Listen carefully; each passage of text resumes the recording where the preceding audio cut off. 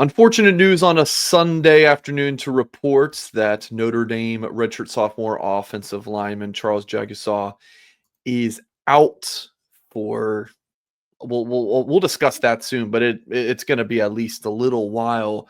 Arm injury in a UTV accident, so it's not an ATV; it's a UTV. Looks more like a souped up golf cart is what I saw, what I describe it as. If you're not familiar, and undergoes surgery. There's the headline from Blue and Gold's Jack Soble, who's with us. Jack, what else can you tell us about this news? Yeah, so he was injured yesterday, July 5th, in a UTV accident in Wyoming, which I think it's important to note he is somewhere he does not live. He has undergone surgery to repair a fracture of his left humerus, which is the bone between your shoulder and your elbow, so under your bicep.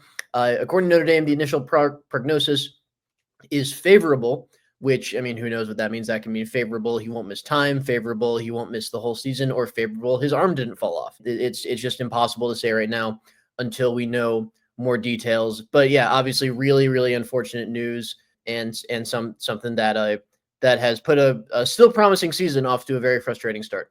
Yeah, of course. The Jordan Botelho news wasn't even that long ago with him. What, like an October timeline for the Irish six Late season, September, early October, yeah. which I think in a ideal scenario, ideal scenario, he's back tomorrow, but I think realistic scenario might be the same for Jagusah, if not similar to last year where he didn't play until the college football playoff. That could be his 25-26 season.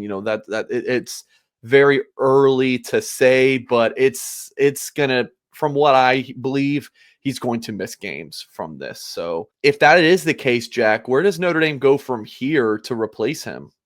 Yeah, I mean, it's really hard to replace him. Like, he, I think, really elevated what they can do offensively in ways that are extremely rare, particularly for the right guard position. Like, I mean, you saw the difference between before and after he came in the Orange Bowl against Penn State. Like, Notre Dame's run game just took off, and he made a noticeable difference. Where does Notre Dame turn? I think the first option is Sullivan Absher, who has repped as a backup guard for the past couple of years, has always earned positive reviews from the coaching staff.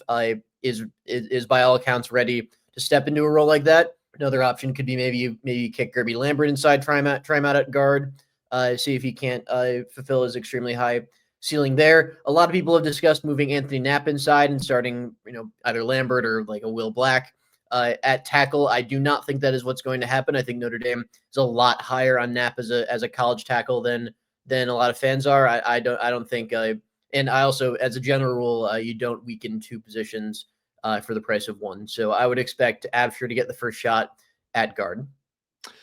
Jack wanted to move to discussing kind of like a column you wrote, headline Charles Jagusah's decision to ride UTV could cost Notre Dame football. Like, there's two sides of this that I think are equally true. On one hand, he's a kid. Accidents happen, like 100%. We both agree with that. But also, this is Notre Dame football.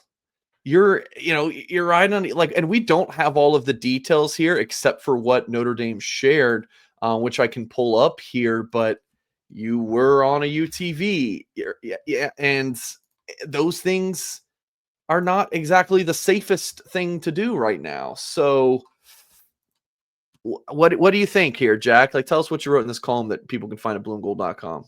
Yeah, it's like it's on him for putting himself in that position. Obviously, we don't know the full details of what exactly happened. I don't expect we ever will, unless Jagusah himself wants to share them at some point. But the really important thing, and this is what I led with in the article, like, NFL contracts will prohibit players from participating in potentially dangerous non-football activities. Riding an ATV or UTV is one of them.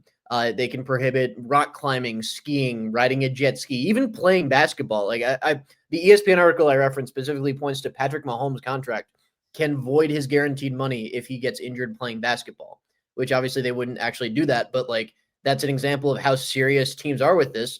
And as college football starts to look more and more like the NFL, you're going to see these same things in revenue share deals. And the bottom line is Charles Jagusah is being paid a great deal of money to be healthy enough to play football and to help Notre Dame win games. And by riding a UTV in Wyoming, he put his ability to do that in jeopardy. Yeah, whether they were doing it very safely, with context, safely versus, Sure, yeah. just doing silly things. You just laid it out. Like, that is the fact. He got in there, and there's a risk. So that's just the fact of the situation. Like, just in reading the loose emoji board this morning, you have Notre Dame fans on both sides. Like, guys, it's just a kid. It's an accident. It's no different than driving a car. I think that argument is silly. But then you have the very angry.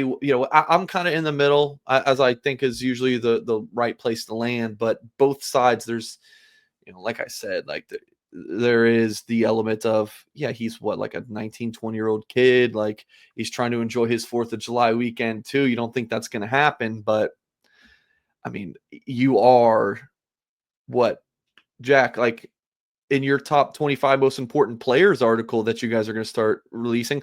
Jagusah, I don't know where you guys are going to do with him now in that, but most important player, Jagusah's got to be top 6, 7 player on this team.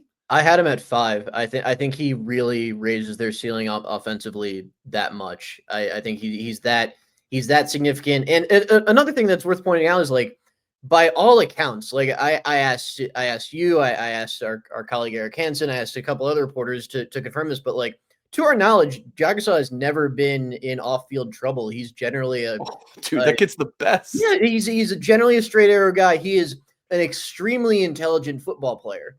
That can't be stressed enough. Like, that is a big reason Notre Dame is so high on him. The way his mind works as an offensive lineman. He's a great kid off the field. And he made a mistake, and it's surprising. By all accounts, it's a one-off.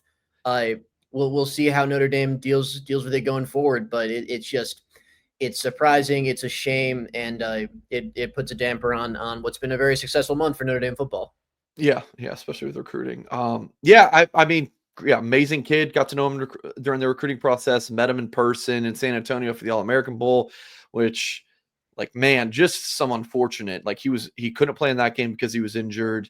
Obviously, he missed this past, the regular season with the injury, and then this off the field accident. Just very, very unfortunate for someone who has all the makings of a first-round draft pick. So we'll keep you updated as best as we can at blueandgold.com. Fall camp starting in a few weeks. I don't know how much more we'll be able to share, what updates we'll get from Notre Dame on Jagusah, but we'll definitely do our best to keep you all posted. But when Marcus Freeman does meet with the media, again, in a few weeks when fall camp starts, we'll get more at least by then. So I know you don't like the news, folks, but please hit the thumbs up on this video, support what we're doing here at Blue and Gold, and go to blueandgold.com for much more coverage of this news. Appreciate you all for watching, and as always, we'll catch you next time.